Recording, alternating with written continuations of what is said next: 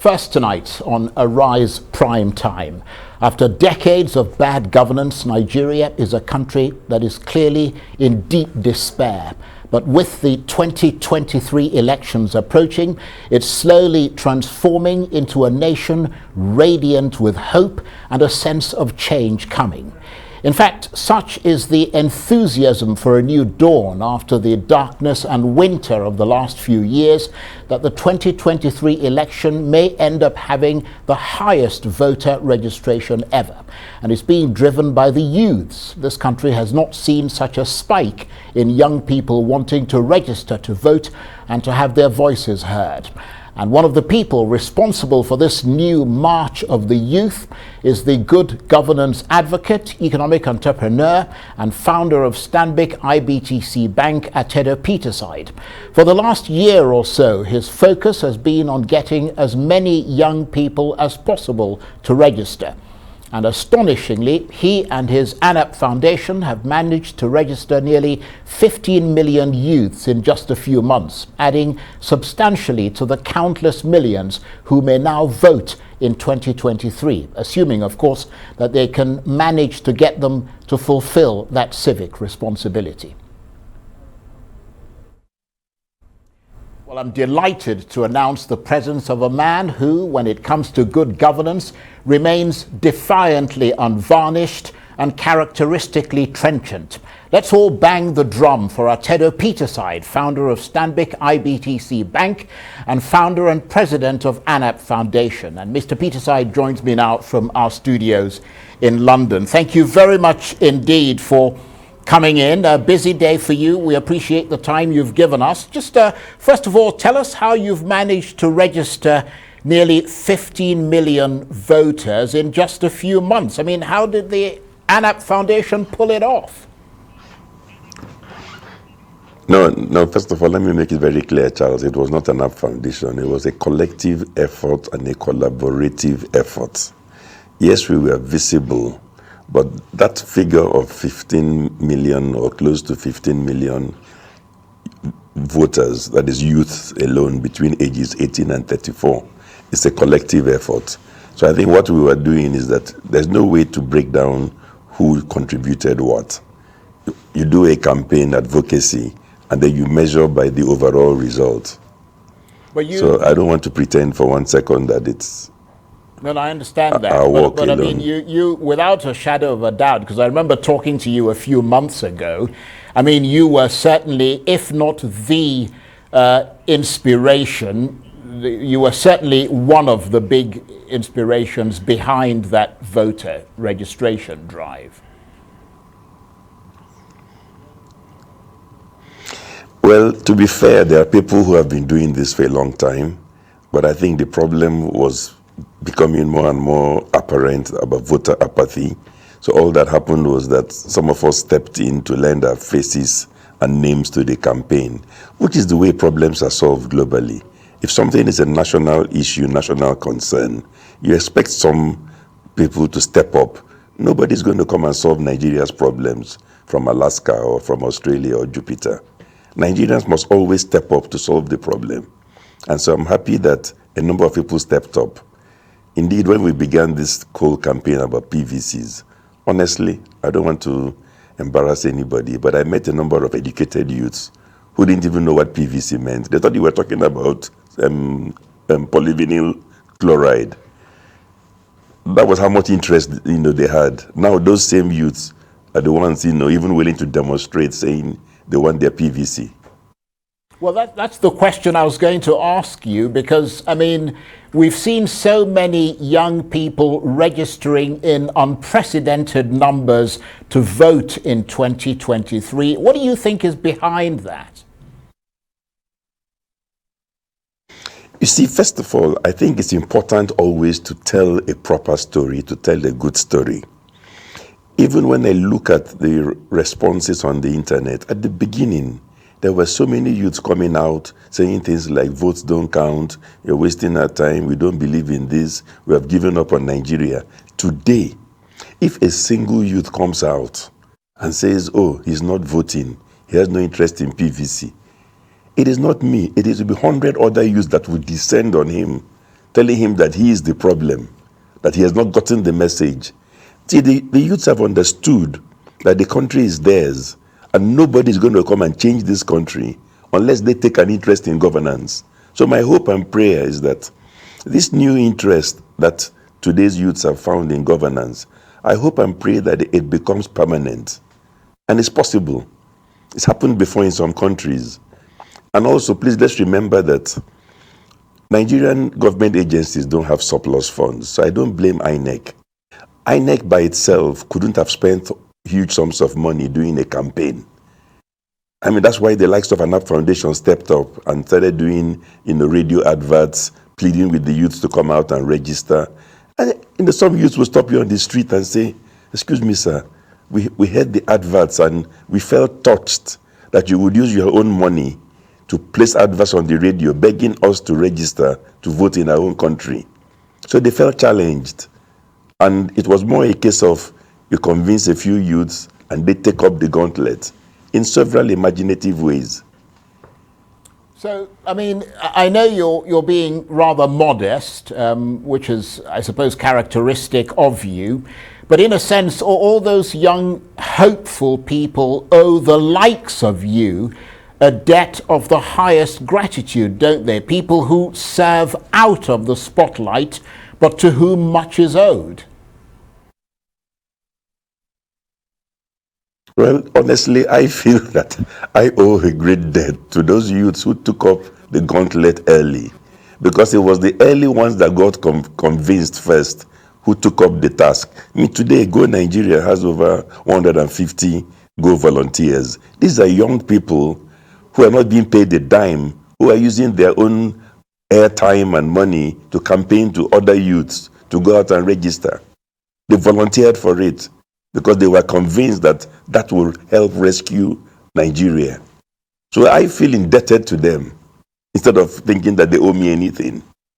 And talking about rescuing Nigeria, how much is this surge in voter registration due to the End SARS protests which swept across Nigeria in October 2020? Because that movement, although it ended rather abruptly, seems to have left the youth with a sense of empowerment, which many of them feel can be put to good use in choosing who governs Nigeria next.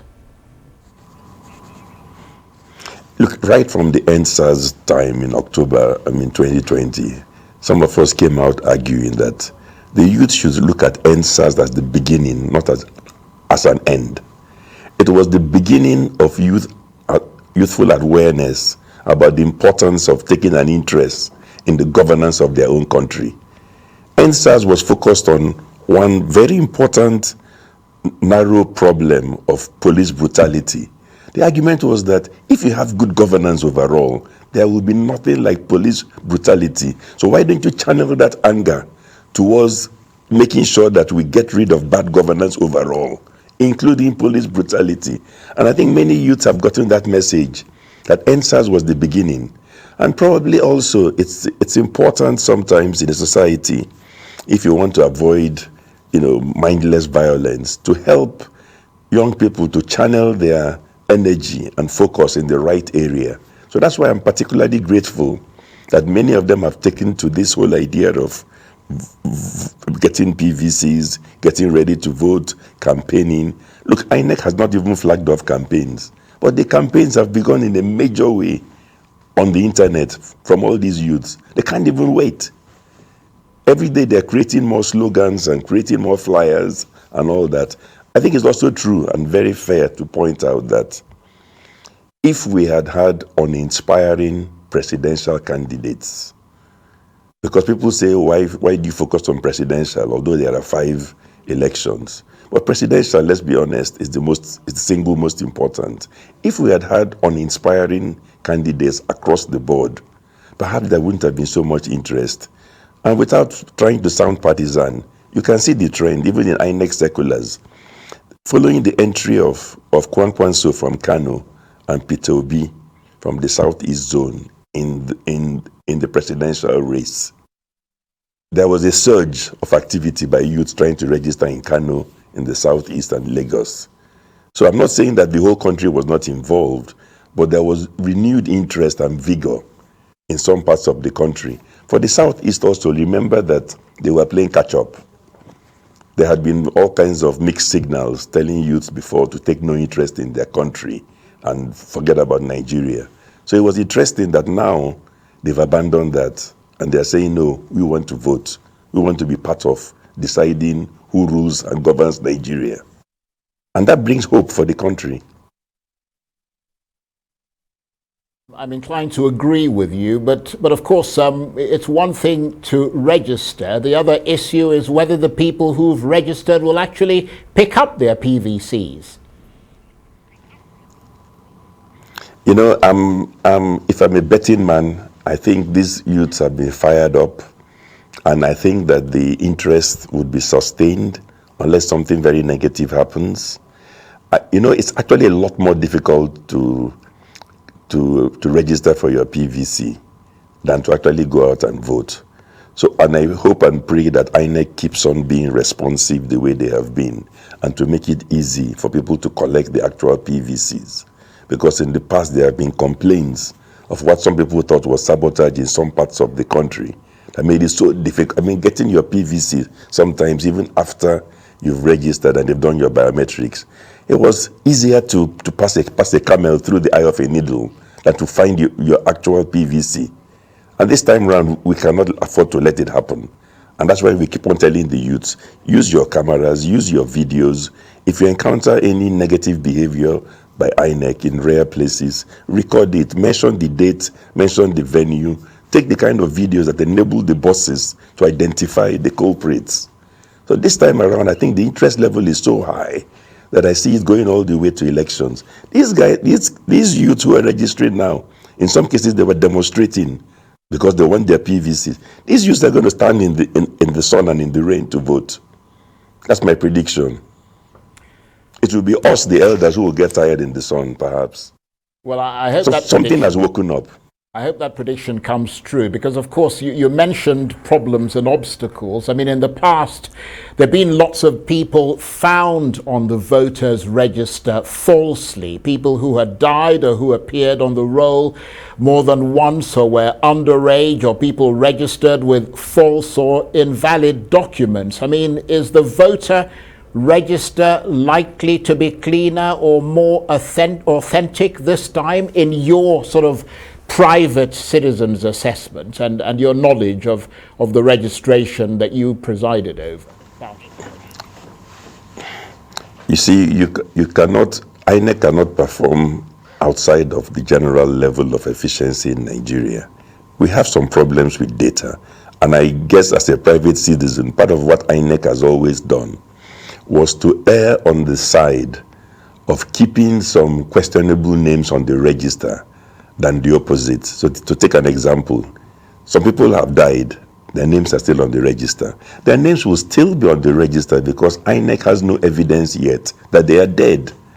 So it's better for INEC to leave somebody who might have died on the register than to mistakenly remove your name or my name when we are alive because somebody claimed we were dead. So because the country does not have a perfect register of deaths and so on, they have to err on the side of being conservative. And that's the whole logic behind all this displaying register, giving people a chance to respond so that it helps them to clean things up. But hey, the facts are the facts. We are not a country that has perfect records of who died. So there will be some dead people on the register, but that does not matter. What matters is that everybody who is alive and qualified to vote above 18 in Nigerian should be able to vote. Yes, I mean, that's the way it ought to be in an ideal situation. But of course, Nigeria is also a country that, let's face it, often votes competitively on an ethnic and a regional basis. I mean, there are often allegations and claims that voters from one section of the country are missing from the register and have been deleted. I mean, is there any evidence to support such claims in the past? Look, I don't know about names being deleted, but I know about the difficulty of obtaining PVCs in some parts of the country. And it looked as if there was circumstantial evidence that if your surname sounded like you were non-indigen, in some places it became more difficult to locate your PVC. I don't think that was ever anything that happened or was condoned at the top by INEC. That sounded to me more like sabotage from within by some dubious politicians. Look, it's very simple. You don't have to be a genius to figure out that if I'm in a state, I'm in Rivers State, and I know that the bulk of the people who have Igbo-sounding surnames are going to vote for me. Conversely, those who do not have Igbo-sounding surnames, I'm not the most popular person there. If I can find some clever way of getting some dubious INEC staff to sabotage the efforts of the non-Igbo-sounding names from getting their PVCs, then I'm actually influencing the outcome of the elections. And I'm happy that we're discussing this because everybody's eyes are open this time around. And that's why we keep on saying that people should complain. They should get evidence and data. So when it's time for PVC collection, let everybody who is being frustrated file proper complaints. Put your video on the internet, put the location, put the time and everything. And we will escalate it to INEC. So that in every organization, there will be some bad eggs somewhere. I'm not saying INEC staff are bad. There are several good staff in INEC. But it's important that whistleblowing is allowed, because it's whistleblowing by the victims that will give the bosses in INEC a chance to know exactly what is happening all over the country and to immediately step in and say, you must stop this nonsense. And to further support the point that you're making, it is obviously important for the voters' role to be believable in order for the public to have trust in the process. I think the thing that leads to trust the most is if every single person that has a PVC, that's supposed to have a PVC, gets access to their PVC easily. And secondly, on the election day, everybody that has a PVC and comes out to vote can vote quickly and go home. I think those are the things that ensure, and then of course finally, that the votes are counted at the polling booths in front of everybody and transmitted. Those are the things that bring back confidence. But it's sad that it has taken us this long to arrive at this new arrangement of people voting and counting votes at the polling booths. That's where Nigeria was on 12 June 1993. Then some politicians deliberately did not like that arrangement because it was too transparent. People started cleverly trying to doctor things and manipulate things that would give them a chance to alter votes between the polling booth and the counting center. Disgraceful stuff. But I hope that we're putting that behind us. The new challenge and the new threat, though, is vote buying. And INEC cannot and must not arrange polling booths in a manner that makes it easy or easier, or indeed encourages vote buying. Voting should be in secret. And they must emphasize that. And Nigeria is now adopting, or has been, the process of adopting an electronic voting system for 2023. In the past, there have been problems, as you sort of mentioned, with tallying the votes. I mean, but you're more confident this time, are you? I think the Electoral Act is better. INEC appears to be readier and more sincere. You know, I think 2019 election, some of us were very disappointed in, the outcomes in terms of what the difficulty of getting results announced that gave anybody comfort. And I think there have also been one or two sort of problematic state governorship elections before, and with also funny rulings from the judiciary and all. But I think the mood of the country now is that people realize a lot is at stake. Everybody has realized what we all lose when we don't take an interest on governance and governance issues. And I think there will be a lot more pressure this time for people to vote for good candidates. There's a lot more pressure. Everybody's looking and searching at all the 5 levels of elections, that who are the good candidates. People are going to be asking hard questions of the candidates. And all this candidates dodging interviews and never making themselves available, all that will it's an indicative sign. If anybody is confident, they will come out and be interviewed. If somebody is dodging interviews, or some people are dodging interviews and only reading prepared speeches, we know the danger of that. We have seen people in the past read prepared speeches, and it turned out that they knew nothing about anything thereafter. Well, we've got about a minute or so left. I mean, absolutely brilliant talking with you again. And let me just make the point that you were sort of making, which is that this is the chance for a lot of young people to rise and rebuild what they see as their desecrated country and get rid of those politicians who have trampled on their rights. But beyond that sort of pronouncement, in summary, you are more confident that this time around these elections will be more transparent and will have greater integrity? I would say I'm less distrustful than I was in 2019. 2019, with due respects, I saw that the arrangements were a joke and a bit disgraceful for the nation. 2023, I'm a lot more confident, yes, that we can get it right, especially if the voters are awake and are demanding their rights. Mr. Peterside, I want to thank you exceedingly for joining us today. Mr. Peterside, Atedo Peterside is the founder of Stanbic IBTC Bank and founder and president of ANAP Foundation and an advocate of good governance in Nigeria. Thank you very much indeed. Thank you, Charles. Always nice talking to you.